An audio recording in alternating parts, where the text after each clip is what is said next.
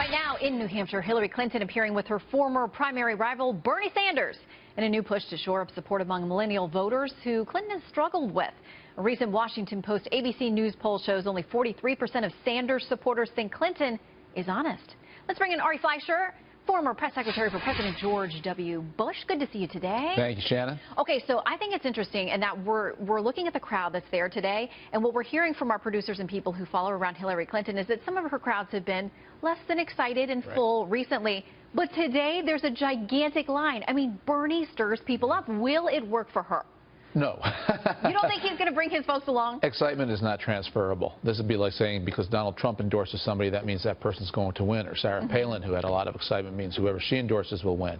New Hampshire is a unique state because this is where Bernie had one of the biggest, if not the biggest, blowout wins over Hillary.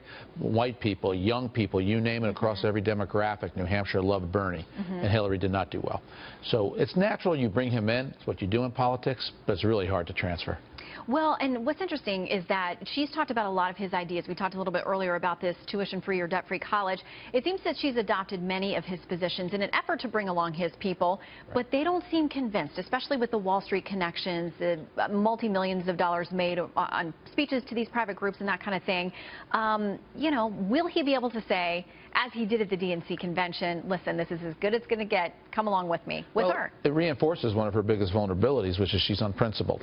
And every election cycle, she'll tack wherever she needs to be for the Iraq War, against the Iraq War, against the surge. Now she'll run to Bernie Sanders' economic left if that's what's necessary. She stood by Elizabeth Warren's side and said corporations don't create jobs, because that's kind of how Elizabeth Warren sees the world. So this running to Bernie Sanders' left to beat Bernie Sanders isn't genuine. It's Hillary. You seem so skeptical, Ari. I can't believe it for a man who spent so much time around Washington. By the way, I love this poll that we got today. The Monmouth poll, it says the 2016 campaign has brought out the worst in people across the board. 70% across the board said yes. Democrats think 78% of them do. GOP 65, Independent 66. Vast majority of Americans think that this election is bringing out the worst in all of us. You were, Mark, you were surprised the number was that low. Well, I was surprised. And with those 30% who it's not the worst, they must have gone with something really, really bad recently, if this is better. Yeah, I mean, what do you make of it? I mean, when you're in the middle of an election, we always think this is the worst one. The rhetoric's the worst this time around. There have been worse campaigns.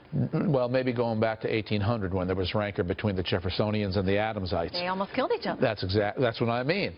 But this election faces, Shannon, we have an extremely unpopular candidate against a very unpopular candidate. Nobody feels really good about this election. All right, can you stick around with us for a little bit? We need to pop